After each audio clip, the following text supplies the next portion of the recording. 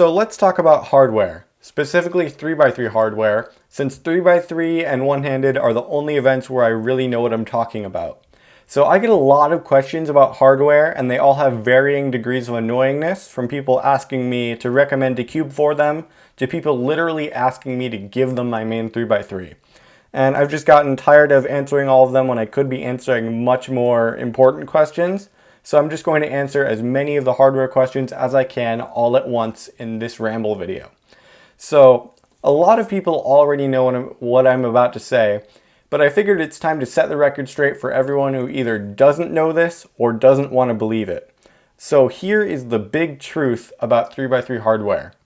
If you're struggling to improve at 3x3, getting a better cube won't make you faster 99.9% of the time.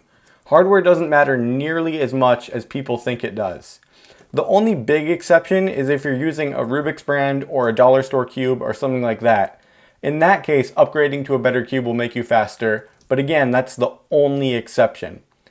But just saying that won't convince anyone, so let's go over why that's the case.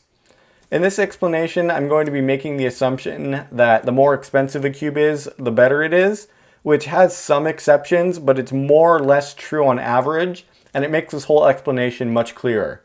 So your speed on 3x3 is extremely dependent on your skill and nothing else.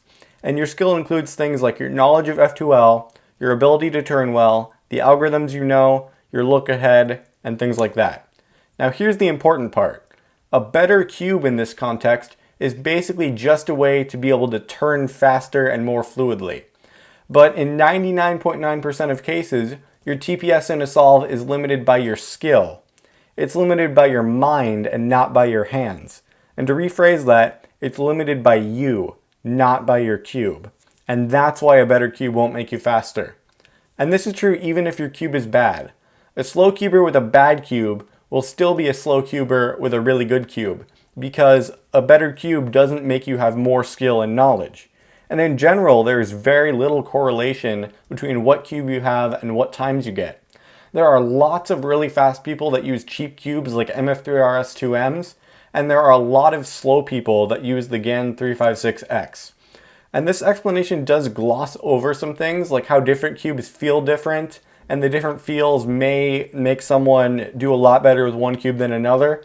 But in general, that's really subjective, really inconsistent, and isn't something you can really rely on to make better cubes make you faster 100% of the time. So it's better just to ignore it for this context.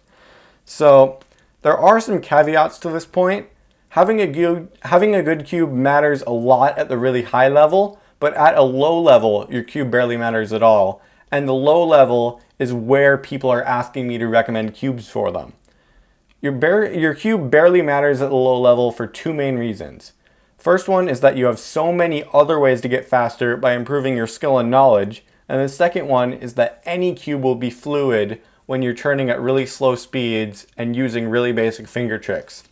So let's use this Weilong as an example. The Weilong is a 3x3 that came out in 2013, 6 years ago. And if you're a beginner cuber and you turn at this speed and basically only do the basic finger tricks, then this is still a completely viable speed cube. But if you're at my level trying to do more advanced stuff, you can still make it work, but it will be more difficult. But it is worth pointing out that Felix got his 654 3x3 average on a Weilong, so even this point is flawed, and the Weilong still has a lot more potential than people think it does 6 years later. And that's a 6-year-old cube. The difference between modern budget cubes and modern top-line cubes is even more minute. So when a beginner cuber asks me what cube they should get, I tell them to get an MF3RS2M or a Little Magic M or something like that. Because even though those cubes are really cheap, they're really good, they're absolutely good enough for them to use. If someone gets an MF3RS2M when they start cubing, that cube will die from being solved on too much far before the cuber gets to a skill level where the MF3RS2M would be holding them back. So for all of you out there with your Lyusian little magics, don't worry about needing to upgrade your cube. Feel free to just focus on getting faster with what you have, and please stop asking for me to give you my main 3x3. But there's one last point I need to make in this video. The cube that you have barely matters at most levels of cubing.